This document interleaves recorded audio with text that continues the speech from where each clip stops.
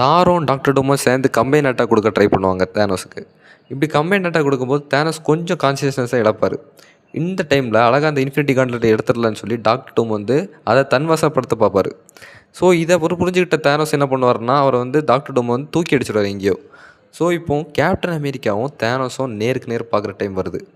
இப்போ இவங்க 2 பேரும் பார்த்தோன்னே கேப்டன் அமெரிக்கா அவரோட ஐகானிக்கான சென்டென்ஸை சொல்கிறாரு, it's not over until it's over. இப்படி சொல்லிட்டு அந்த ஃபைட்டுக்கு இன்வால்வ் ஆகும்போது தேனோஸ் ஒரே பஞ்சு தான், அந்த ஷீல்டு வந்து துண்டு துண்டாக உடையுது. துண்டு துண்டாக உடஞ்சதுக்கப்புறம் சில்வர் சஃபர் தான் கொஞ்சம் தேனோஸை டிஸ்ட்ராக்ட் பண்ணி கேப்டன் அமெரிக்கா சாகாமல் காப்பாற்றுறாரு. ஸோ இந்த சீனில் இங்கே நடந்துக்கிட்டே இருக்கும்போது என்ன நடக்குதுன்னு பார்த்தீங்கன்னா, காஸ்மிக் என்டிட்டிஸ்லாம் வந்துடுறாங்க அந்த இடத்துக்கு. Second plan B.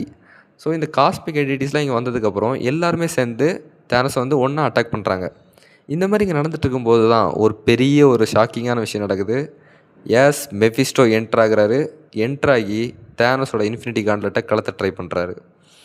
எஸ், இப்போ தான் தேனோஸுக்கு புரியுது மெஃபிஸ்டோ வந்து நமக்கு லாயலாக இருக்கிற மாதிரி இவ்வளோ நாள் நடிச்சிட்டு இருந்திருக்கான்னு. எஸ், அவன் ஒரு மேனிப்புலேட்டிங் கேரக்டர், ஏமாத்துகிற கேரக்டர். ஸோ அவனை யாருமே நம்பக்கூடாது. தேனோஸை நம்பினார். கடைசியில் மெஃபிஸ்டோவை அழிக்கலான்னு ட்ரை பண்ணும்போது இந்த இடத்துல திரும்பவும் தேனோஸ்க்கு ஒரு பெட்ரேல் நடக்குது. என்னென்னு பார்த்தீங்கன்னா, டெத்து மெஃபிஸ்டோவை காப்பாற்றுறாங்க.